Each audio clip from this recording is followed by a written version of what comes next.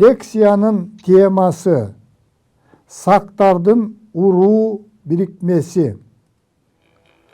Орта Азияда жана Казакстандын кеңири мейкиндигинде биздин заманга чейинки 8-3 кылымдарда сактардын уруулук бирикмеси жашаган. Сактар деген которгондо күчтүү эркек, күчтүү жоокер деген түшүндүргөн. Антиштик авторлар сактарды скифтер деп атаган. Байыркы индиялыктар бул элдин бирикмесин турлар деп атаган. Ал эми байыркы кытайлар сактарды се эли деп атаган. Сактар негизинен эки бөлүктөн турган. Биринчиси тиграхаут сактары. Булар которгондо маанисине карай которгондо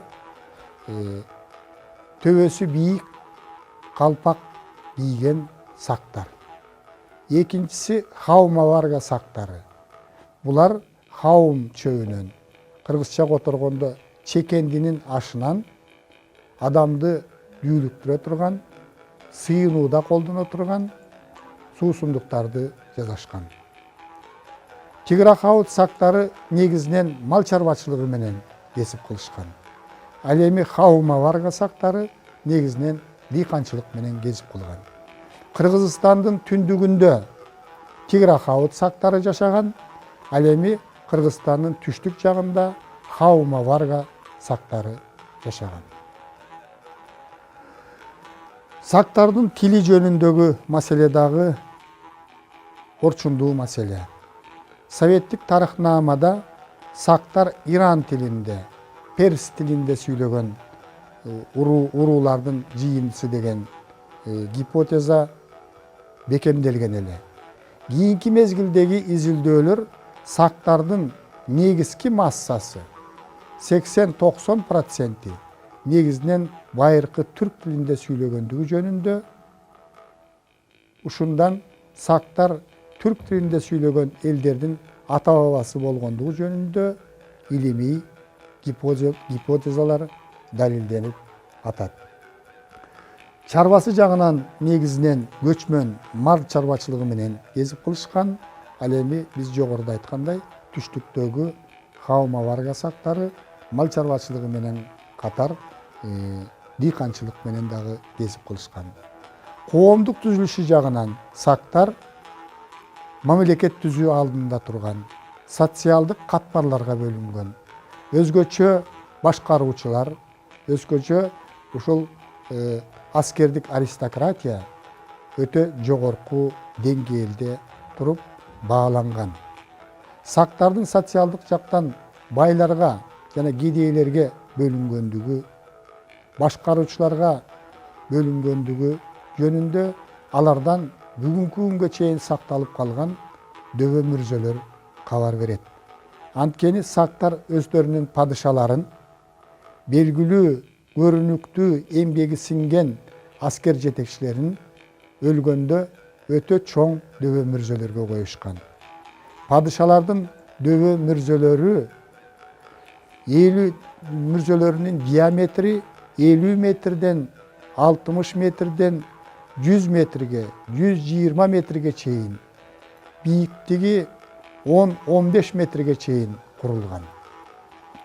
Сактардын орточо аристократтарына, аскер жетекчилерине диаметри 45-60 метрди түскөн, бийиктиги 7-9 метр бийиктикти түскөн чоң мүрзөлөргө коюшкан.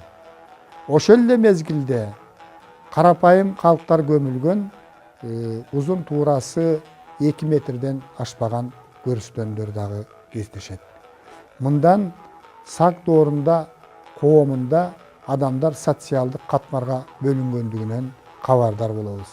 Ошол дөбө мүрзөлөрдө негизинен тигил дүйнөдө пайдалансын деген маанайда падышаларды, атактуу аскер башчыларын көмгөндө алар менен кошо көптөгөн малды курмандыкка чалган, аларга кызмат кылган кулдарды курмандыкка чалган, аларга кызмат кылып жүргөн жакын адамдарын дагы курмандыкка чалып кошо көмгөн учурлары болгон.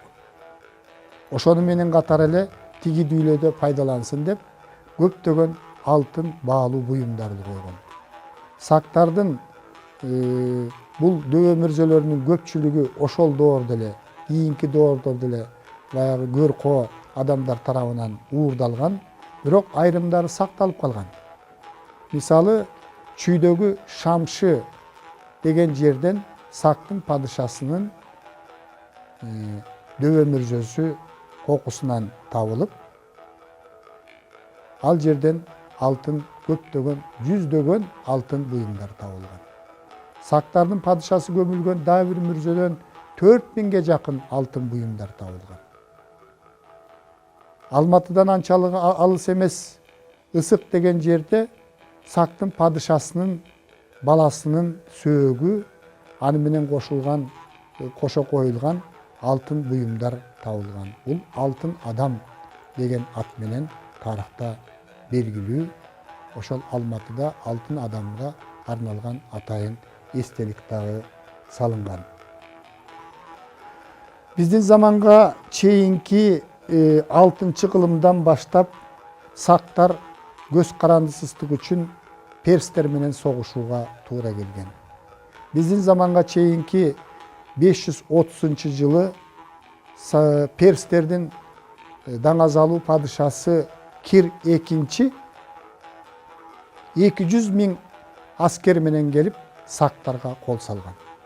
Ошол мезгилде сактардын башында Томирис деген падыша аял турган. Бул салгылашууда көз карандысыздык үчүн күчтүү деп эсептелген сак жоокерлери Кирдин 200 000 армиясын талкалаган. Кир өзү колго түшүп, башы кезилген. Кийинчерээк Кирдин уулу Дарий I 500 биздин заманга чейинки 519-18 жылдары Сактын жерлерине кол салып, негизинен түштүктөгү Хаума-Варга сактарын өзүнө багынтып алган. Бирок ал Сырдарыядан бери Тигра-Хаут сактары жашаган жерге өтө алган эмес. Кийинчерээк перстер менен сактардын ортосунда келишим түзүлүп, ортосунда ынтымак орногон. Сактар дүйнөлүк тарыхта белгилүү болгон перстер менен гректердин согушуна, 50 жылга созулган согушуна катышкан. Грек-перс согушу биздин эрага чейинки 500-жылы башталып, 449 жылга чейин созулган. Мына ушул согушта Сактын атчан жоокерлери өзгөчө эрдиктерди көрсөткөндүгү жөнүндө гректин тарыхчылары жазып калтырган. Сак жоокерлери 490-жылы болуп өткөн айтылуу марафон салгылашына дагы катышкандыгы жөнүндө маалымат бар. Сактар перстерге Грецияны каратууга, Египетти каратууга бир топ жардам беришкен. Сактардын дүйнөлүк тарыхтагы окуяларга катышуусу жөнүндөгү маалымат Грециялык атактуу кол башчы Александр Македонскийдин чыгышка жасаган жортуулдары менен байланыштуу эскерилет. Александр Македонский 336-жылы биздин эрага чейин атасы Филипптин ордуна 20 жашында падыша болуп калган. Биздин эрага чейинки 334-жылы ал перстердин империясына согуш жарыялаган. Александр Македонский менен перстердин армиясынын ортосундагы чечүүчү салгылашы биздин эрага чейинки 331-жылы өткөн. Мына ошондо Александр Македонскийдин армиясы перстердин армиясын толук талкалап, Персиянын падышасы өлгөн. Биздин эрага чейинки 329-328 жылдары Александр Македонский Орто Азия элдерин анишинен сактарды каратууга аракет кылган.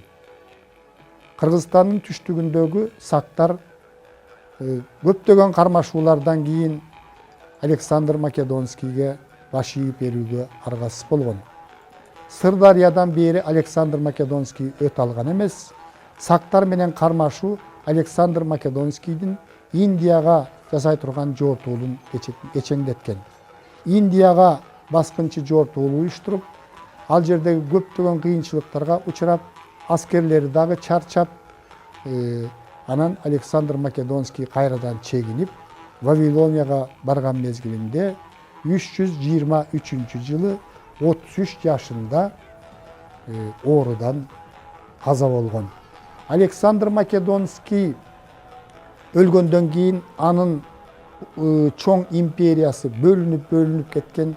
Анын ошол мезгилдеги кол башчылары тарабынан ушул чыгыш тарап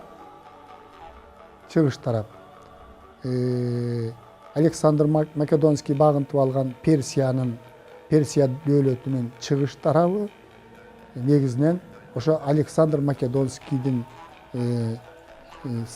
Селевк деп аталган кол башчысы түшкөн Грек Бактрия мамлекетине кирген.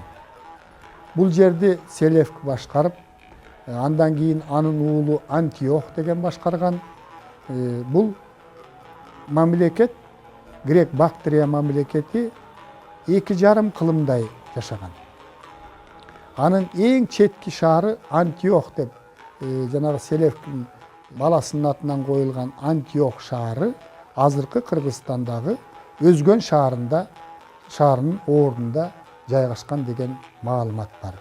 2,5 жыл кылым бою, тагыраак айтканда, биздин эрага чейинки 312 жылдан 64 жылга чейин Грек Бактрия мамлекети жашаган.